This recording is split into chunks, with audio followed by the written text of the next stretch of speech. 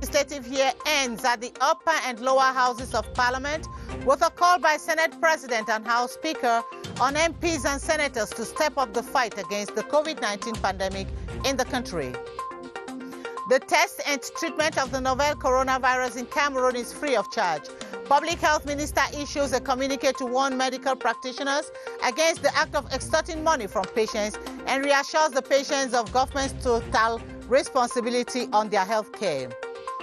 Meanwhile, a social distancing measure compels students sitting in for competitive entrance examination into the African Institute of Computer Sciences to take the exams online with the use of internet and communication technologies. And those are top stories.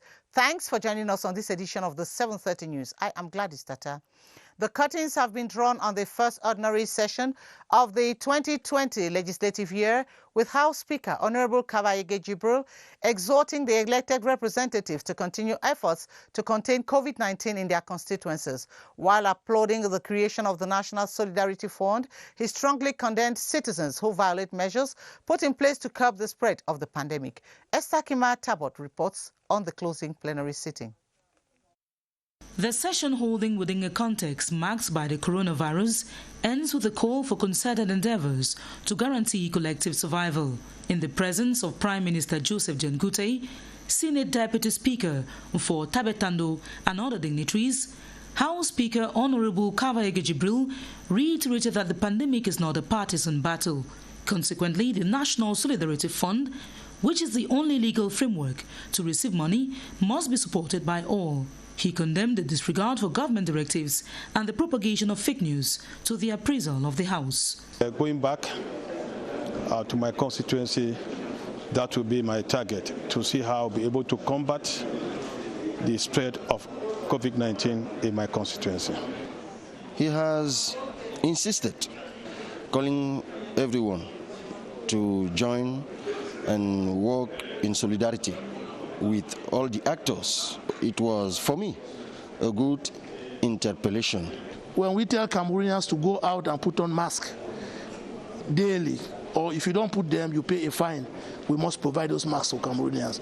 When you think that at the beginning of this session, the national opinion was informed that all the parliamentarians was infected by the coronavirus. That was very, very unimaginable. With a reminder of the 4 bills adopted during the session made, the elected representatives assessed their work. It was a learning process for us, the freshmen. As member of the Foreign Affairs Committee, I had the opportunity for the first time to participate in the examination of 3 bills. The bill modifying the post office was quite interesting to the population of Cameroon. Despite the advent of social media, it's going to modify a lot of things as far as communication is concerned in Cameroon. As the members rose in memory of the departed, like Honorable Joseph Mbandam, they leave for recess with strategies to contain COVID-19 on their minds. In a related development, the first session of the 2020 legislative year at the Senate has come to an end. Senate President Marcel Nyan-Jifenji presided over the closing session. Speaking in the presence of the Prime Minister and host of other officials, Marcel Nyan-Jifenji said the session was a successful one, during which the Senate actively participated in the fight against COVID-19 and adopted important bills. Christian Che Atam tells us more. It was a full house at the Senate this Saturday as members converged for the closing plenary of the first session of the 2020 legislative year.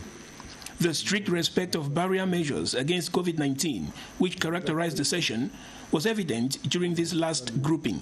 It was within this atmosphere that the President of the Senate delivered his concluding remarks.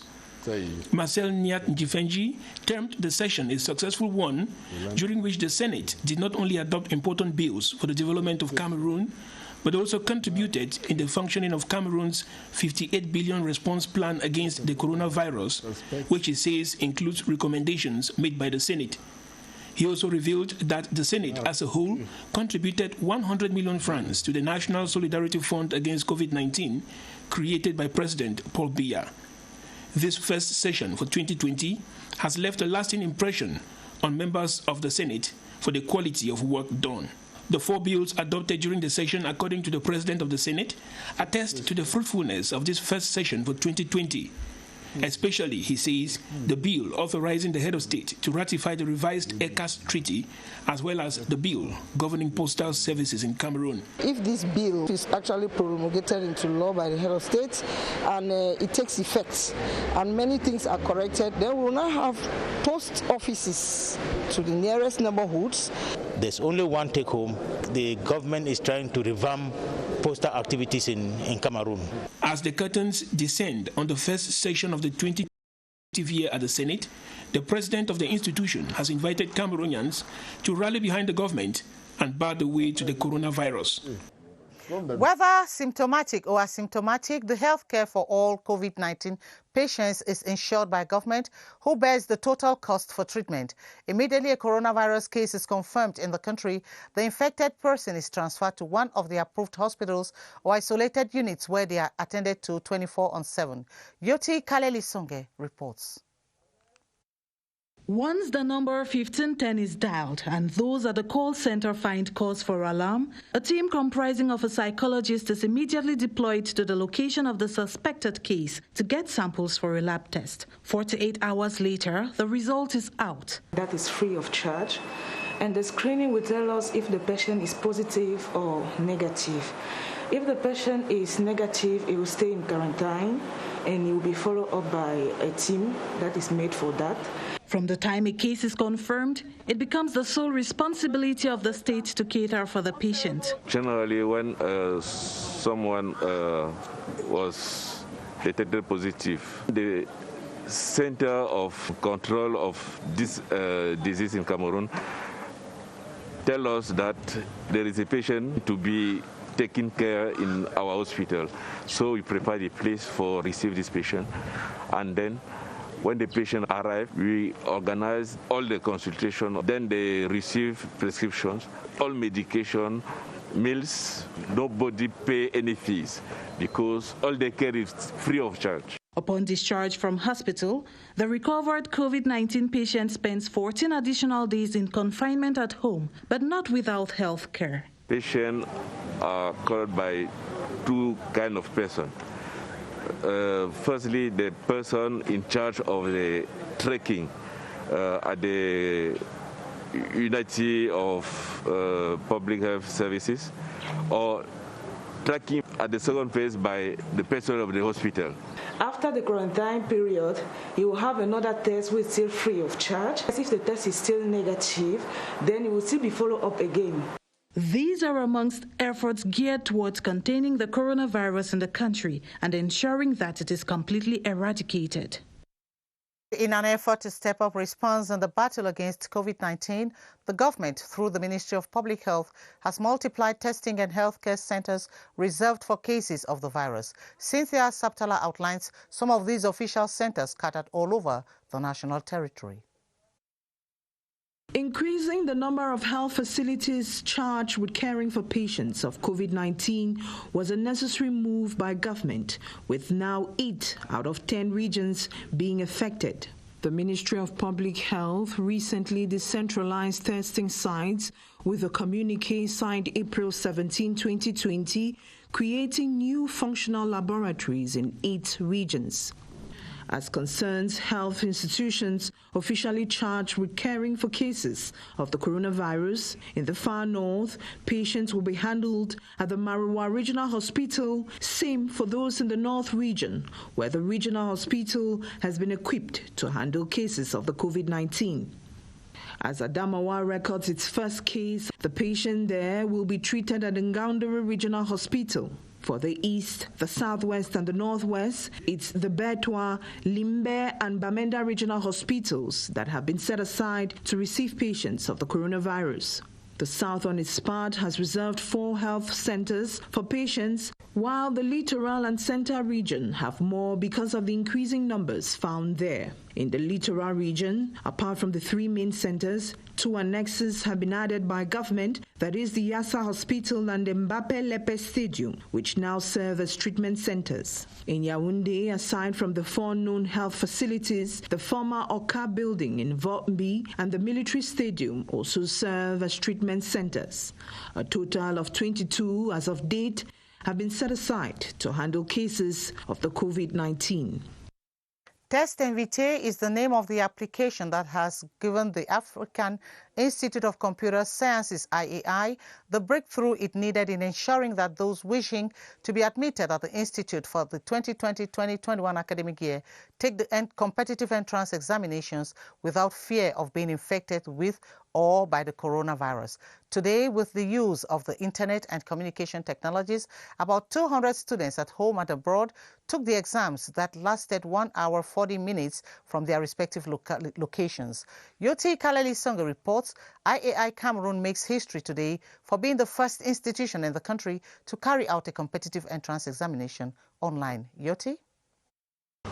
Great minds at this school, the African Institute for Computer Sciences, EIE Cameroon, have developed Test Invite, an application to keep the school running at full throttle even though students are at home. And some 200 students are through this application sitting the competitive entrance examination to the institution online. When you enter that access code, you are redirected to a page where you must accept certain conditions such as turning on your webcam and allowing full screen before the exam even starts. Without accepting these conditions, you cannot even start the exam. The exam is divided into 4 separate sections. Each section has a time limit. Taking an exam online at the location of the student's choice doesn't give them the leeway to cheat. No, you cannot cheat. The measure of cheating is simple. We say that we are going to take complete control of your machine. While you are taking the exam, it's going to go to full screen. While in full screen, you cannot do any other thing on that machine. At the same time, the next measure we took is doing a live stream of you while you're taking the exam. All of this is being saved. This is proof. Those who thought they could outsmart the invigilator stationed at the control room have been fished out, so far 21. Definitely, the school frowns at such behavior, but it's still a victory for EIE as they have, through the Test Invite, confirmed that exams as such can be taken fairly. They, however, regret a few setbacks. Problem of connection. Another problem is the problem of electricity. For example, in Bertois this morning, some candidates had many problems because no electricity. The good news is, those who couldn't sit the exam will have a second opportunity to do so and stand a chance of being amongst the freshmen at EIE Cameroon during the 2020-2021 academic year. Some higher institutions of learning in the town of Bertois in the East region have for the past 3 weeks been holding online classes with their students due to the outbreak of the COVID-19 in Cameroon. Students who follow these courses from their homes say the constant power cuts in the town is their greatest difficulty. Tala LT completes that story from Bertois. Vanessa Audrey Fouet, a second-year accountancy student at the Catholic University Institute of Bertois, follows her courses online as most of her classmates. The classes goes on normally. There's really not a difference between when you are when you are at school and when we do it at home. These classes, she says, unfold every day, but for some small difficulties. With the energy deficiency that we encounter, it is difficult for our phone to be always charged. School authorities, on their part, have put in place all necessary measures to accompany the students study online. For each class, we have settled a forum. Each student can be connected and have the courses. I show that we are continuing to lecture the student by e-learning.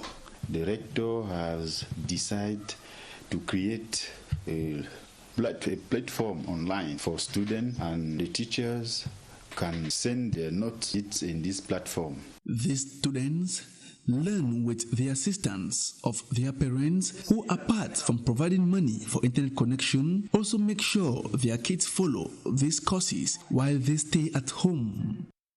The Supreme State Audit Office will continue respecting government's measures to stem the spread of COVID-19 for the next renewed 15 days by Prime Minister Head of Government on April 16, 2020. This is the resolution of a meeting chaired by Minister Rose Mba Acha Fomundam with some of her close collaborators. Details with Natasha Lehman-Losha.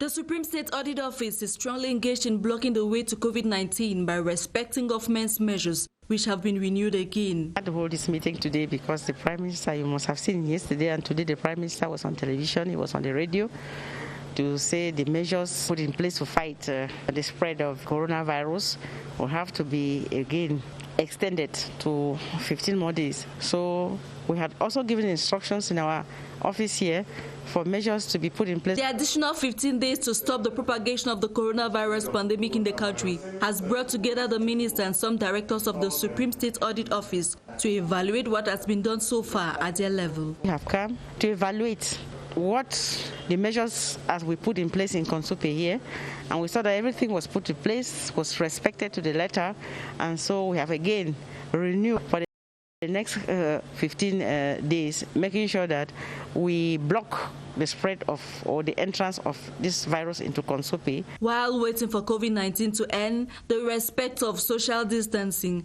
the wearing of face masks, systematic washing of hands are followed to the letter at the Supreme State Audit Office. Let's now take you over to the Public Health Emergency Center here in Yaoundé to meet Baldwin Stammer, standing by live with latest updates concerning the coronavirus in Cameroon. Good evening, Baldwin. And what are the latest over there?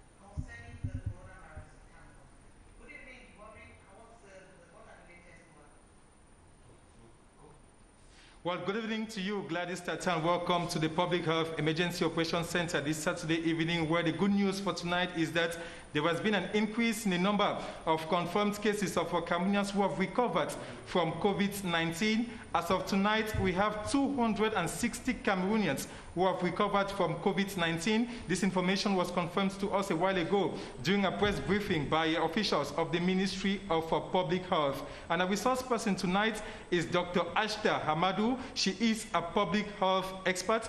Good evening, doctor. Good evening. Doctor, talking about the taking care of some of these patients in Cameroon, traditionally speaking, when a patient is in the hospital, he is entitled to a family member or a friend who comes and stays with him in the hospital to take care of him. And with the present situation as far as COVID-19 is concerned, how possible is that? Okay, that is the good question. You know, when the person is infected by COVID-19, only the personnel who is dedicated to taking care of those persons is authorized to approach them.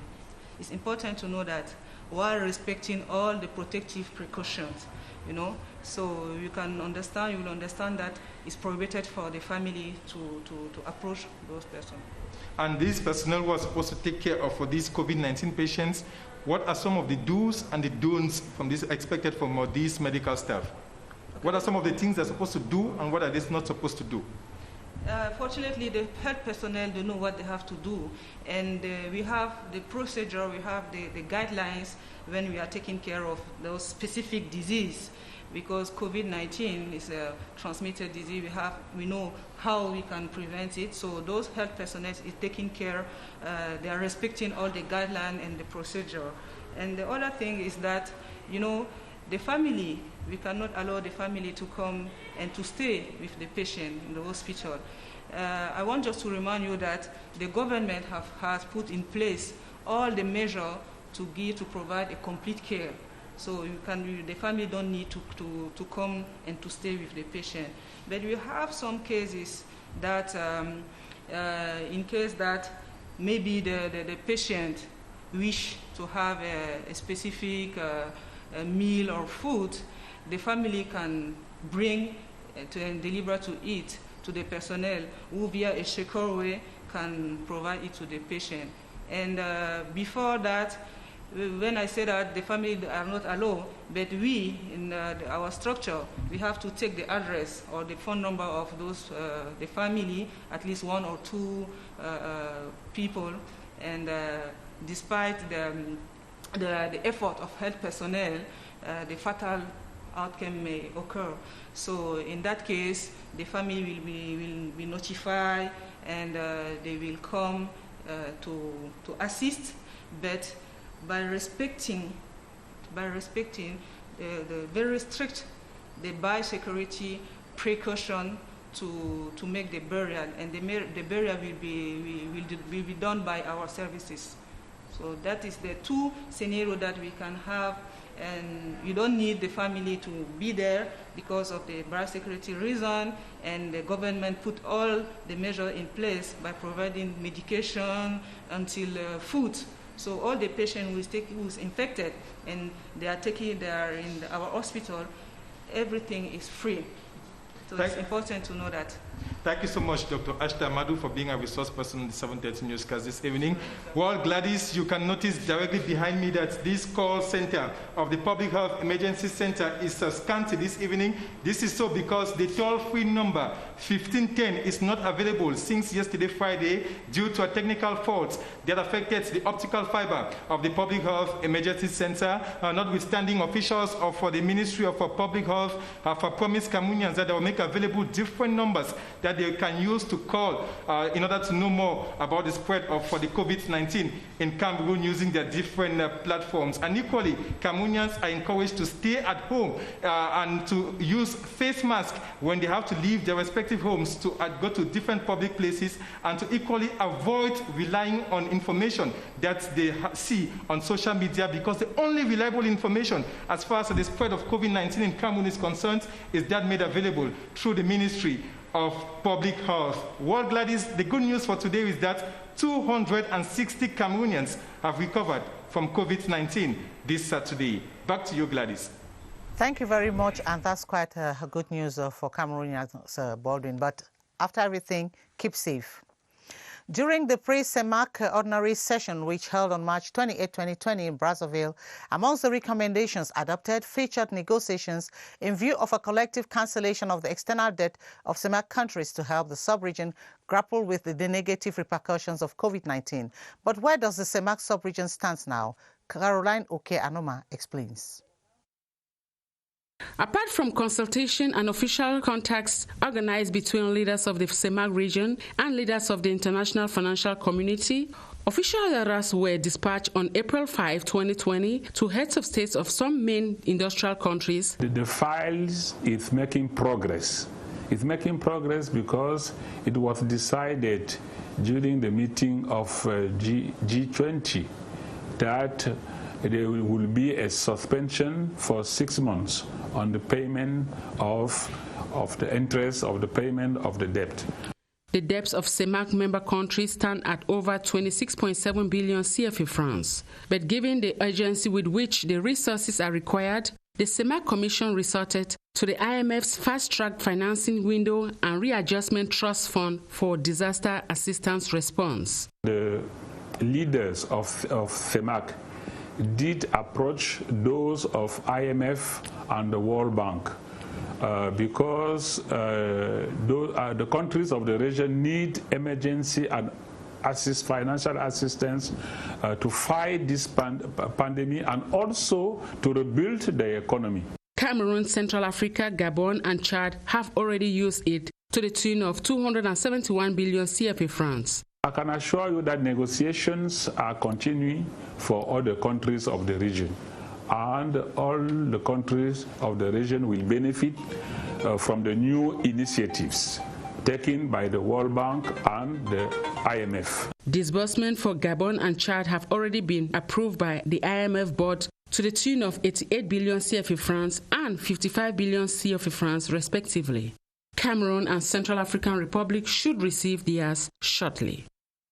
The Bank of Central African States, BEAC, has taken measures to reduce charges on money transfers in the CEMAC zone and called on financial institutions and individuals to embrace distant banking as a means to fight against the spread of the coronavirus pandemic. Luma Slim Davies in the following report examines a communique issued by the Central African Bank to this effect. The Bank of the Central African States, BEAC, has taken measures to ensure physical distancing in dealing with money transfers. In a communique issued on the 15th of April 2020, the Central Bank reminds the banking community that the Monetary Policy Committee of the bank has instructed that charges on money remittances be reduced.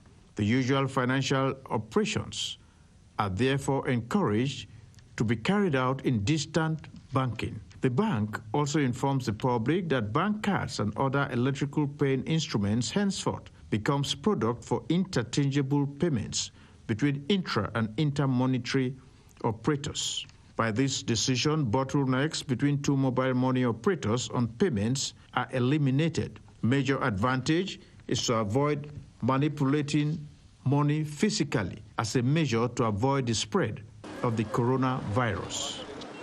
The Douala City Council, under the auspices of the city mayor, Roger Mbassa-Ndine, has launched a fund to support health facilities and the installation of large-capacity mobile hand washers in strategic positions in all the 6 municipalities of Douala. The objective is to touch more than 3 million people in order to break the chain of transmission of the coronavirus and guarantee a smooth continuity of economic activities in the nation's economic capital, Douala. Larry's Nane Epote completes the story from Douala. It is a drive for a common cause.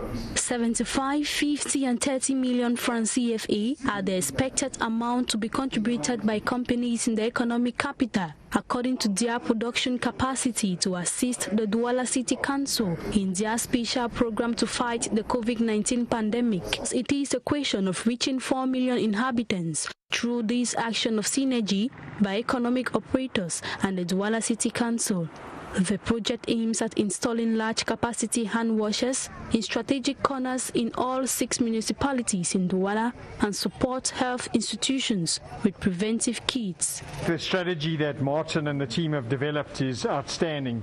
I think it balances both the health aspect and the economic aspects, because I don't think those two aspects can exist in isolation. The Douala City Mayor, Roger Mbassa-Ndine, in a one-on-one talk with his potential investors, reminded the actors that this project seeks to avoid a vacuum in the realization of economic activities in Douala, susceptible to cripple the country's economy and that of the Central African sub-regional markets. Top on the project's agenda is to sensitize the population on how to use the items provided to them, such as the face mask. The success of this operation therefore requires the population to take up responsible behaviors in order to break the chain of transmission of COVID-19 in Douala.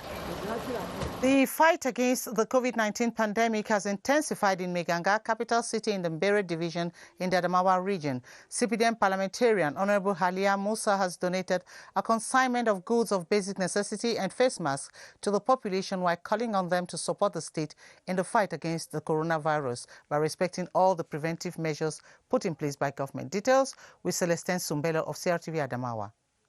A kind gesture from a mother and an elite of the Mbere division, CPDM parliamentarian Alia Musa has donated a consignment of face masks to the population of the Mbere to contribute in the fight against COVID-19. Honorable Alia Musa also donated bags of rice, salt, cartons of refined oil, soaps, and hundreds of buckets. The donation that took place in Menganga was appreciated by the senior divisional officer for the Mbere, Nuhu Bello. You know that Governor of the Republic has prescribed some measures, and this gift will facilitate the application of this measure. In the name of our population, we want to thank Honorable Halia. We want to ask all the population of Mbere division to respect the 20 measures for government. Honorable Alia Musa has contributed her own quota in the fight against the COVID-19 pandemic in the Mbere division and now calls on the population of Menganga to fight against the pandemic by respecting all preventive measures put in place by the state. Related development, a consignment of sanitary and protective masks to fight the coronavirus in Mundemba subdivision in the southwest region has been donated to the population of Mundemba. The donation, which is from an elite of the division, Charles Mekenya Okon, is meant to better equip the population to better fight the coronavirus. Details with Constantine Baum. No COVID-19 case has been reported in the Mefu and Akono division. One sure way to succeed against the virus is to take a step ahead of it than rushing behind it. This is what the CBDM permanent delegation for Mefu and Akono division is trying to do, keeping the division safe from the COVID-19 pandemic. The delegation is led by the Minister of Women Empowerment, Madame Abena Ondwa, Ni Obama Marie Therese, and Gaston Elundu Esomba, Minister of Water and Energy Resources. The honorable parliamentarian also gave support. Now it is meant for the entire division, Mefu and Akono. Whatever else we get from the elites or other goodwills will be given to the administrative authorities. Mefu and Akono division is quite close to Yaoundé, a hotbed of the COVID-19 pandemic. Many inhabitants of the division as well work in Yaoundé, and this is already a threat to the communities as the virus can easily find its way into the division. The package includes buckets, cartons of savon, hydroliquid disinfectant solutions, and about 1,000 face masks. We have many problems, and the problem this material will help us, will help the committee we have put in place in the department or the subdivision to go and sensitize and give this material for the population. The gesture comes to support sensitization campaigns which had earlier been done. The ceremony ended with a motion of support for all actions taken by the head of state, Paul Biya, to maintain peace and security, as well as measures taken to curb the spread of COVID-19. The division as well committed itself to support the head of state solidarity drive to fight the coronavirus, as they will start raising funds for the move not long from now. That was Constantine Baum reporting on the distribution of kits for the COVID-19 pandemic in the Mefu and Afamba division. And over in the southwest region, the Meme administration and the Kumba City Council have intensified campaign to fight against the spread of the coronavirus in Kumba and its surrounding. Under the supervision of the SDO for Meme, Shambalen Tuondong, and the Mayor of Kumba, Victor Kelengo, strategic areas like markets and bus stations were disinfected while masks were distributed to some inhabitants of Kumba. Details with Tanjong Levis Agbo.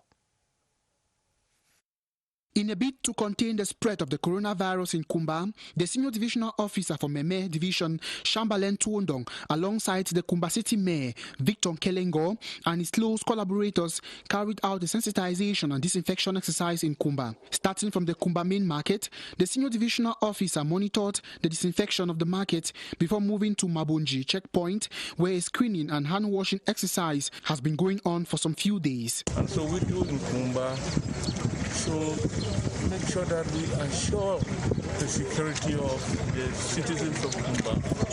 We should ensure that their lives are protected, at least from our own end as a city council.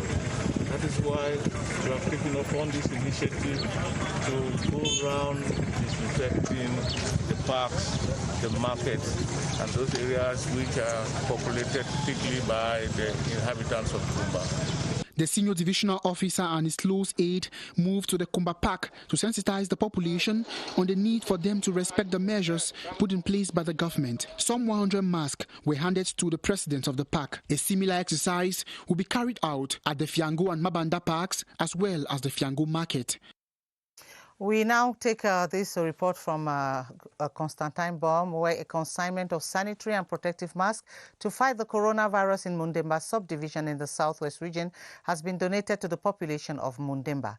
The donation is from an elite of the division, Charles Mekenya Okon, which is meant to better equip the population to better fight the coronavirus. Details once more with Constantine Baum. Mundemba Indian Division is one of the areas in the southwest region where no COVID-19 case has been reported. But it is one of the subdivisions where a lot of movements as well as transborder movement do occur. Therefore, a lot of care has to be taken in preventing the virus from getting into the division. This explains why some elite are taking actions to accompany sensitization campaigns. This donation, presented to the SDO of Ndian Division, Lawrence Wanfuafowang, comes from the CBDM section president of Ndian 1, who is also the general manager of PAMOL, Charles Mekanyang Okun. The package, that is worth millions, is made up of cartons of soap, buckets, hydroalcoholic solution for washing of hands, as well as face masks for the population of Mundemba subdivision. The gesture will assist the population succeed in the fight against the spread of COVID-19, as it comes right handy, especially in a time that the population of Mundemba is recovering from the socio-political unrest that hit the subdivision. Over in the Northwest region, members of the defense and security forces in Bamenda injured in the course of the campaign against secessionist fighters have received some money and words of encouragement through the delegate at the Ministry of Defense. The commander of the 5th Joint Military Region handed government support package to the war victims at the 2 health facilities where they are hospitalized. Winston Lebga has details from our Northwest Regional Bureau in Bamenda. This building belongs to the Police Medical Center. Here, the staff are on the alert against the coronavirus. We have the necessary to wash our hands, we respect the distanciation, and we give to all our units here in the town of Bamenda the material, mask, gel. Defense and Security Top Brass, Brigadier General Carvalho, Brigadier General Divine Kongwese, and Police Commissioner Emil Gusmu bring words of comfort to the injured. I still have about 15 months left. Each time I have difficulties of electric shocks. The injured get 50,000 francs each, and government has also provided money for the medical staff, just like here in the military hospital. C'est vraiment symbolique, c'était surtout pour les malades, c'est 500 000 francs CFA. The military hospital has also set aside a quarantine center at its permanent site in Mile 6. This is a big place. We can have a capacity of 60 beds, so we are ready to occupy any case now. The injured have been saluted for risking their lives for the country, while the medical staff have been encouraged not to let down their guard in the fight against COVID-19. And that report from Bamenda brings us to the end of this newscast. Join Atabadine Umar at 8:30 for Levento Tran. Tomorrow will be another day, same time at 7:30. Until then, it's bye from all of us on the 7:30 crew. Good night.